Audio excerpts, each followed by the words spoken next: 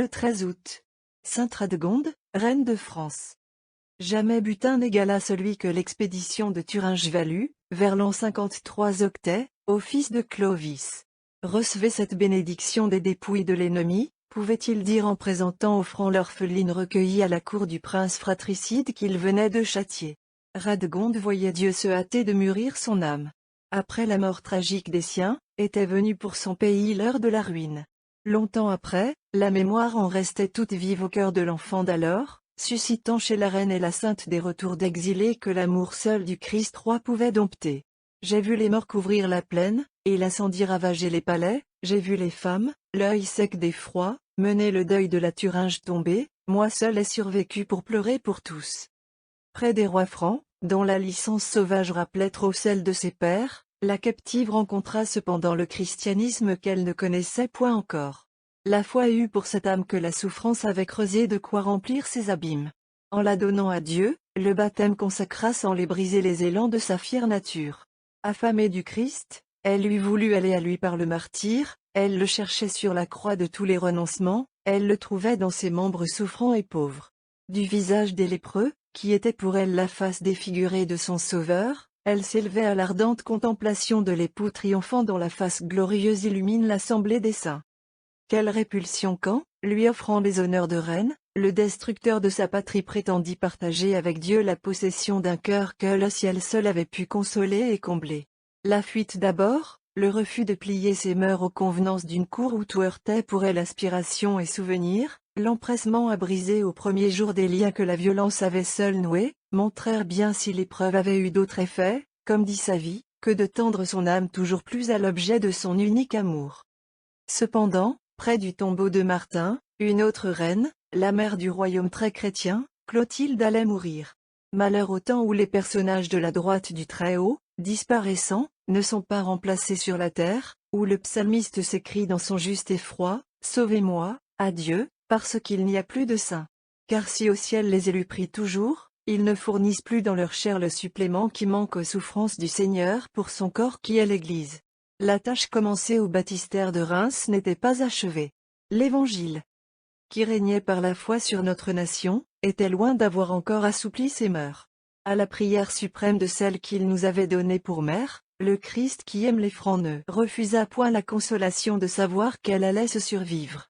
Radegonde, délivrée juste à temps pour ne point laisser vaquer l'œuvre laborieuse de former à l'Église sa fille aînée, reprenait avec Dieu dans la solitude la lutte de prière et d'expiation commencée par la veuve de Clovis. La joie d'avoir rompu un joug au Dieu rendit le pardon facile à sa grande âme. Dans son monastère de Poitiers, elle manifesta pour ses rois qu'elle tenait à distance un dévouement qui ne devait plus leur faire un seul jour défaut. C'est qu'à leur sort était lié celui de la France, cette patrie de sa vie surnaturelle où l'homme-Dieu s'était révélé à son cœur, et qu'à ce titre elle aimait d'une partie de l'amour qu'elle portait au ciel, l'éternelle patrie. La paix, la prospérité de cette terre natale de son âme occupait jour et nuit sa pensée. Survenait-il quelque amertume entre les princes, disent les récits contemporains, on la voyait trembler de tous ses membres à la seule crainte des dangers du pays. Elle écrivait selon leurs dispositions diverses à tous et chacun des rois, les adjurant de songer au salut de la nation. À ses démarches pour écarter la guerre elle intéressait les principaux leudes. Elle imposait à sa communauté des veilles assidues, l'exhortant avec larmes à prier sans trêve. Quant à elle-même, les tourments qu'elle s'infligeait dans ce but sont inexprimables. L'unique victoire ambitionnée de Radegonde était donc la paix entre les rois de la terre. Quand elle l'avait remportée dans sa lutte avec le roi du ciel, son allégresse redoublait au service du Seigneur, et la tendresse qu'elle ressentait pour ses auxiliaires dévoués, les moniales de Sainte-Croix, trouvait à peine d'expression suffisante. « Vous les filles de mon choix, répétait-elle, mes yeux, ma vie, mon doux repos, ma félicité, vivez avec moi de telle sorte en ce siècle, que nous nous retrouvions dans le bonheur de l'autre. » Mais combien cet amour lui était rendu par le Dieu du ciel, c'est la vérité que tout en elle reflétait la splendeur de l'âme. Cri spontané et plein de grâce de sa fille Baudonivie, auquel fait écho la voix plus grave de l'évêque historien, Grégoire de Tours, attestant la permanence jusque dans le trépas de la surnaturelle beauté de la Saint. Éclat d'en haut qui purifiait autant qu'il retenait les cœurs, qui fixait l'inconstance voyageuse de l'Italien Venance Fortuna appelait sur son propre front l'auréole des saints avec l'onction des pontifes, et lui inspirait ses plus beaux chants. Comment n'eût-elle pas réfléchi la lumière de Dieu, celle qui, tournée vers lui dans une contemplation ininterrompue, redoublait de désir à mesure que la fin de l'exil approchait. Ni les reliques des saints, qu'elle avait tant recherchées parce qu'elles lui parlaient de la vraie patrie, ni son plus cher trésor, la croix du Seigneur, ne lui suffisaient plus, c'était le Seigneur même qu'elle eût voulu ravir au trône de sa majesté, pour le faire habiter visiblement ici-bas.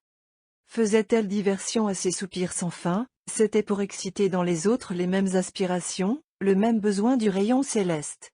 Elle exhortait ses filles à ne rien négliger des divines connaissances, leur expliquant avec sa science profonde et son amour de mère les difficultés des Écritures. Comme elle multipliait dans le même but pour la communauté les lectures saintes. Si vous ne comprenez pas, disait-elle, interrogez, que craignez-vous de chercher la lumière de vos âmes? Puis, insistant, moissonnez, moissonnez le froment du Seigneur, car, je vous le dis en vérité, vous n'aurez plus longtemps à le faire, moissonnez, car l'heure approche où vous voudrez rappeler à vous ces jours qui vous sont donnés présentement, et vos regrets ne les ramèneront pas.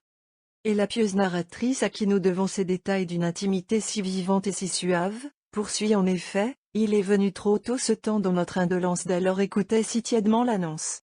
L'oracle s'est réalisé pour nous, qui dit, je vous enverrai la famine sur la terre, famine non du pain ni de l'eau, mais de la divine parole.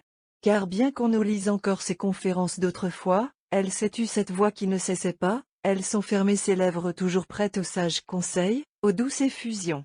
Quelle expression, quel trait, ô Dieu très bon, quelle attitude vous lui aviez donnée. Non, personne ne pourra jamais le décrire. Vrai supplice, que ce souvenir. Cet enseignement, cette grâce, ce visage, ce maintien, cette science. Cette piété, cette bonté, cette douceur, où les chercher maintenant? Douleur touchante, tout à l'honneur des enfants et de la mère, mais qui ne pouvait retarder pour celle-ci la récompense. Le matin des ides d'août de l'année 587, au milieu des lamentations qui s'élevaient de Sainte-Croix, un ange avait été entendu, disant à d'autres dans les hauteurs, « Laissez-la encore, car les pleurs de ses filles sont montés jusqu'à Dieu. » Mais ceux qui portèrent Radgonde avaient répondu, « Il est trop tard, elle est déjà en paradis. » Lisons le récit liturgique qui va compléter ces lignes. Radgonde était fille de Berthère, roi des Thuringiens. À 10 ans, elle fut emmenée captive par les Francs dont les rois se la disputèrent pour son insigne et royale beauté. Le sort la donna à Clotaire de Soissons qui confia son éducation à d'excellents maîtres. Plus que toute science l'enfant reçut avidement les notions de la foi chrétienne, et abjurant le culte des fausses divinités qu'elle avait reçues de ses pères, elle résolut d'observer non seulement les préceptes de l'Évangile, mais aussi ses conseils. Lorsqu'elle eut grandi, Clotaire, dont c'était depuis longtemps l'intention, la voulut pour épouse. Malgré son refus, malgré ses tentatives de fuite, elle fut donc aux applaudissements de tous proclamée reine.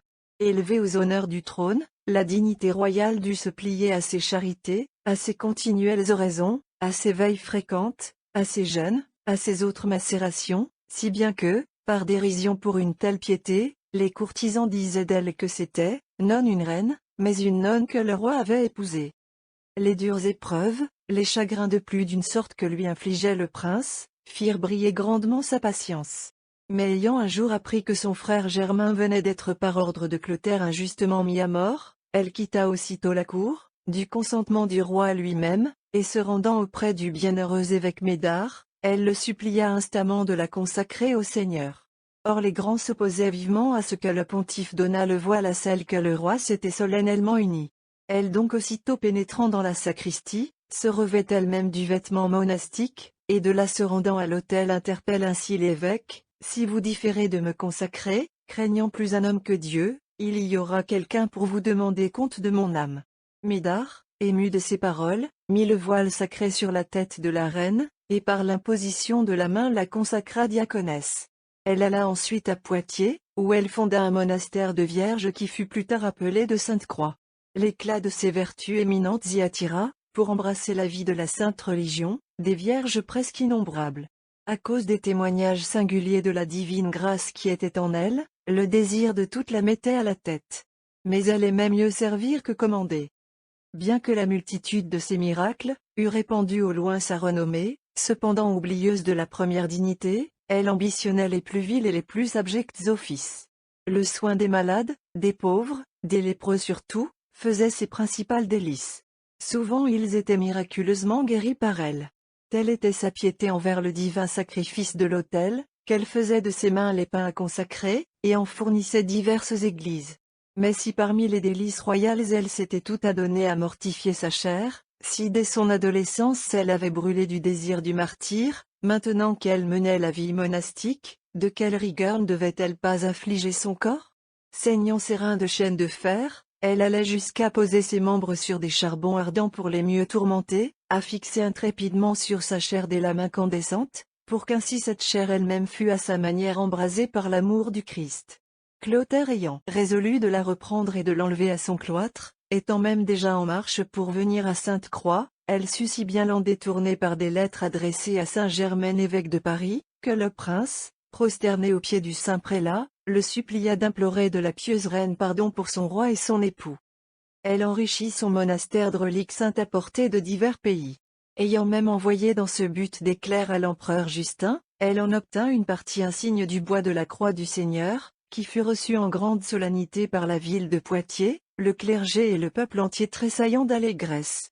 On chanta en cette occasion les hymnes composés à la louange de la croix Auguste Parvenance Fortuna, qui fut depuis évêque, et jouissait alors de l'intimité sainte de Radegonde, dont il administrait le monastère.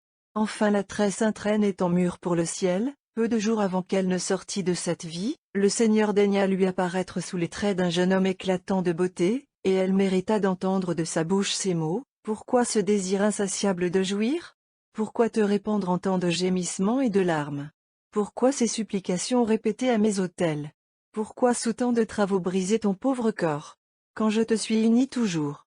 Ma noble perle, sache qu'entre les pierres sans prix du diadème de ma tête tu es une des premières. » L'année donc 587, elle exhala son âme très pure dans le sein du céleste époux qu'elle avait uniquement aimé.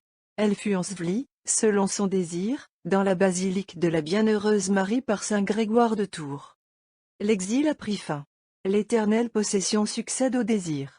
Le ciel entier resplendit des feux de la pierre précieuse qui vient d'enrichir le diadème de l'époux. Ô Radegonde, la sagesse de Dieu, qui récompense vos travaux à cette heure, vous a conduite par des voies admirables. Votre héritage devenu, selon l'expression du prophète, comme le lion de la forêt semant autour de vous la mort, votre captivité bientôt loin du sol natal. Qu'était-ce que les moyens de l'amour vous retirant des cavernes des lions, des retraites des léopards, où les faux dieux avaient retenu vos premiers ans? L'épreuve devait vous suivre aussi sur la terre étrangère, mais la lumière d'en haut, révélée à votre âme, l'avait stabilisée. En vain un roi puissant voulut vous faire partager avec lui son trône. Vous fûtes reine, mais pour le Christ dont la bonté daignait confier à votre maternité ce royaume de France qui est à lui avant d'être à nul prince. Pour lui vous l'avez aimé, cette terre devenue vôtre par le droit de l'épouse à qui le sceptre de l'époux appartient. Pour lui cette nation, sur laquelle vous présagiez ses desseins glorieux, a eu sans compter vos travaux, vos indicibles macérations, vos prières et vos larmes. Ô vous qui, comme le Christ est toujours notre roi, restez aussi toujours notre reine, ramenez à lui le cœur des Francs que de néfastes errements ont découronné de leur gloire, en faisant que leur glaive ne soit plus celui du soldat de Dieu. Gardez entre toute votre ville de Poitiers, qui vous honore d'un culte si spécial en la compagnie de son grand Hilaire. Bénissez vos filles de Sainte-Croix, toujours fidèles à vos grands souvenirs, toujours prouvant la puissance de la tige féconde qui, par-delà tant de siècles et de ruines, n'a point cessé de produire ses fleurs et ses fruits.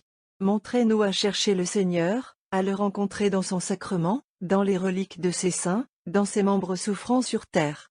Que tout chrétien apprenne de vous à aimer. Non loin du tombeau de Laurent, au côté opposé de la voie Tiburtine, la tombe d'Hippolyte était elle-même un des sanctuaires les plus aimés de la piété des siècles du triomphe.